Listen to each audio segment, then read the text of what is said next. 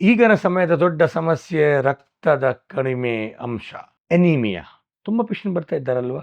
ಯಾಕೆ ಆಗ್ತಾ ಇದೆ? ಯಾಕೆಂದರೆ ಫುಡ್ಡಲ್ಲಿ ಆ್ಯಕ್ಚುಲಿ ನಿಜವಾಗಿ ಈಗ ಐರನ್ ಟ್ಯಾಬ್ಲೆಟ್ ಏನು ಇಂಜೆಕ್ಷನ್ ತಗೊಳ್ತಾರೆ ಐರನ್ ಬೇಡ. ನಾವು ಏನು ಮಾಡಬೇಕು? ಫುಡ್ಡಿಂದ ಅವರಿಗೆ ಐರನ್ ಸಿಗೋದ ಹಾಗೆ ಮಾಡಬೇಕು ತಾನೆ. ಅದಕ್ಕೆ ಏನು ಮಾಡಬೇಕು? ಯಾಕೆ ನಿಜವಾಗಿ ನಮ್ಮ ಇಂಟೆಸ್ಟೈನ್ಸಲ್ಲಿ ಲಿವರಲ್ಲಿ ಇನ್ಫ್ಲಮೇಷನ್ ಇದ್ದರೆ ಐರನ್ ಅಬ್ಸಾರ್ಪ್ಷನ್ ಆಗಲ್ಲ.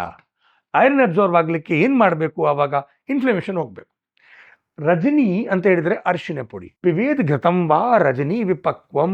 ಏನು ಮಾಡಬೇಕು? ಒಂದು ಸಣ್ಣ ಪಾತ್ರೆಯಲ್ಲಿ ತುಪ್ಪ ತಗೊಳ್ಬೇಕು. ಒಂದು 4-5 ಚಮಚೆ, ಅರ್ಧ ಚಮಚೆ ಅದರಲ್ಲಿ 1 ಚಮಚೆ ಅರಿಶಿನ ಪುಡಿ ಹಾಕಿ ಹಗೂರು ಬಿಸಿ ನಮ್ಮ ಬೆಂಕಿಯಲ್ಲಿ ಅದನ್ನು ಪಾಕ ಮಾಡಬೇಕು, ಹುರಳಬೇಕು.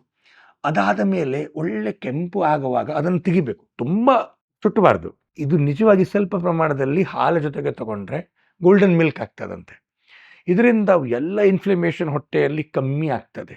ಏನು ನಾವು ಊಟ ಮಾಡ್ತೇವೆ ಅದರಿಂದ ಎಲ್ಲ ಔಷಧಿ ಅಂಶ, ನಮ್ಮ ಐರನ್ ಅಂಶ ಫುಡ್ಡಿಂದ ಅಬ್ಸಾರ್ಬ್ ಆಗ್ತದೆ, ರಕ್ತಕ್ಕೆ ಸಿಗ್ತದೆ. ಆವಾಗ ಫಾರ್ಮೇಷನ್ ಆಫ್ ಹಿಮೋಗ್ಲೋಬಿನ್ ಸಹ ಚೆನ್ನಾಗಿ ಆಗ್ತದಂತೆ.